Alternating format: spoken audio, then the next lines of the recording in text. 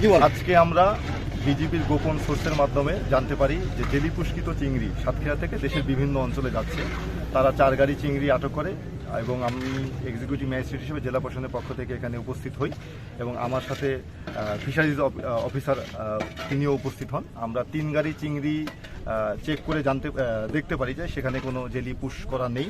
সেই গাড়িগুলো আমরা ছেড়ে দিই এবং একটি গাড়ির প্রায় 70-80 যে কর্কশিট বোঝাই যে চিংড়ি ছিল তার মধ্যে 41 ক্যারেট চিংড়ি আমরা শনাক্ত করি, সেখানে জেলি পুশ করা আছে।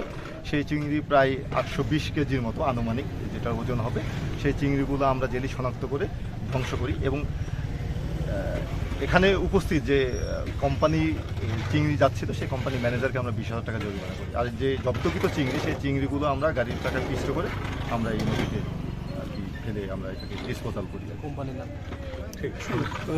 নাম স্যার কোন এটি অ্যাকচুয়ালি কোনো ওয়েল নোন কোম্পানি না। হ্যাঁ, এটা বিভিন্ন কোম্পানি। আসলে কোম্পানি কোনো দেখা যাচ্ছে কোনো ব্যক্তি নামে, যে তাপস একটা নাম আসছে, রবিউল একটা নাম আসছে, হ্যাঁ প্রিয়াঙ্কা একটা নাম আসছে।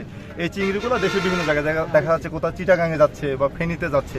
এই চিংড়িগুলো হয়তো বা সেখানে বাজারে বিক্রি হচ্ছে। ঠিক আছে, তো আমরা এরকম মানে কোম্পানি না যে ওয়েল নোন কোনো কোম্পানি, যে কোম্পানি একাই সব চিংড়ি নিয়ে যাচ্ছে তা না। এখানে বিভিন্ন ব্যক্তি মালিকানা চিংড়ি ছিল হয়তো বা।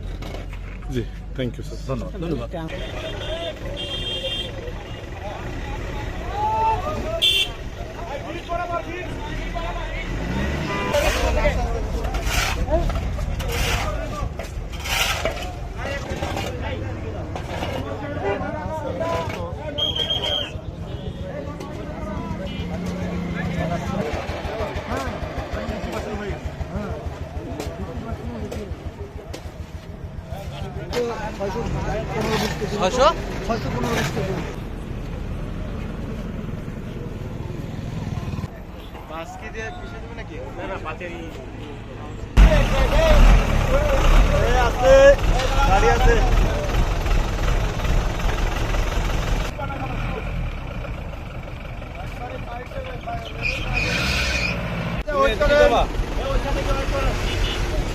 ওই এখান থেকে ট্রেনের সাইডে রাখো, ওই অপোজিটে রাখো, যাও।